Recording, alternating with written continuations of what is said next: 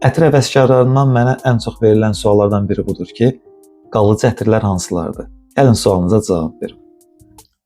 Nəzərinizə çatdırım ki, tünd, sərt, şirin, acı və s. bu tip ətirlər, yəni ağır notlu, odunsu ətirlərin qalıcılığı da yüksək olur, yayıcılığı da yüksək olur.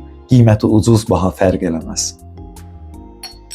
Sərin, çiçəksi, dəniz qoxusu, hava qoxusu, azca sitrus və s. bu kimi yüngül, yumşaq ətirlər isə az qalır, az da şleyf verir, yəni yayılır.